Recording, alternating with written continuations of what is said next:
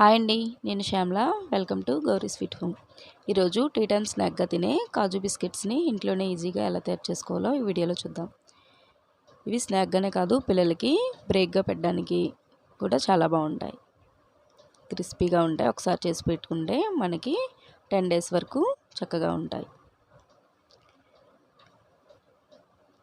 ఒక బౌల్ తీసుకొని 2 కప్పుల మైదా పిండిని వేసుకోవాలి.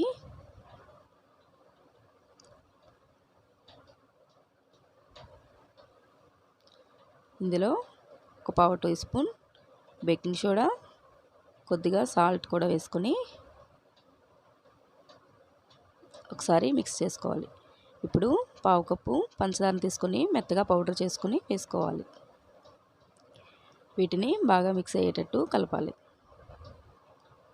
ఇలా బాగా కలిపిన తర్వాత కొద్దిగా వాముని నలిపి వేసుకోవాలి. వీటన్నిటిని ఒకసారి కలిపి బాగా నూనెని బాగా మరిగించుకొని ఈ పిండిలో వేసుకోవాలి.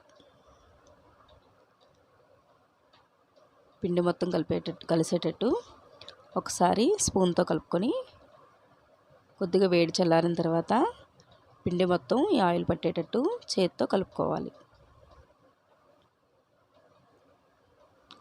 ఇలా చేతితో ప్రెస్ చేసి చూస్తే గట్టిగా ఉండలా అవ్వాలి.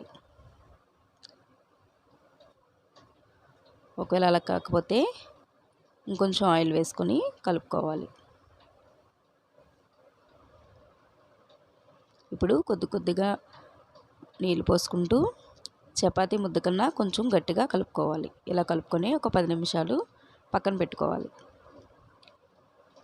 ఇప్పుడు పిండి కొంచెంగా సాఫ్ట్గా అయి ఉంటుంది కదా. ఇప్పుడు దీన్ని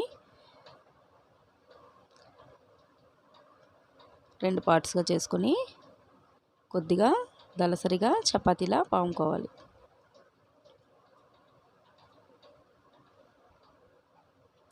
ఇప్పుడు ఏదైనా బాటిల్ క్యాప్తో ఇలా 1/2 మూన్ వచ్చేటట్టు ఇలా కట్ చేసుకోవాలి.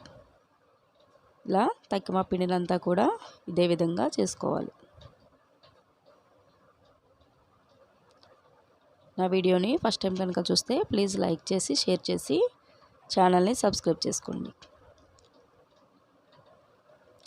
ఇలా అన్నీ చేసుకున్న తర్వాత డీప్ ఫ్రైకి సరిపడా ఆయిల్ పెట్టుకొని వీటిని గోల్డెన్ బ్రౌన్ వచ్చే వరకు వేయించుకోవాలి.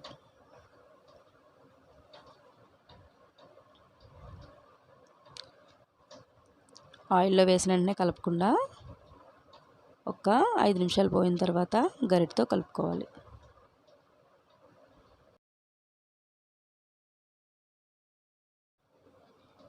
ఇలా బబుల్స్ అన్నీ తగ్గి బ్రౌన్ కలర్ వచ్చే వరకు వేయించుకొని వీటిని తీసి ఒక బౌల్లో వేసుకొని మిగతా అన్ని బిస్కెట్స్ని కూడా ఇలాగే వేయించుకోవాలి.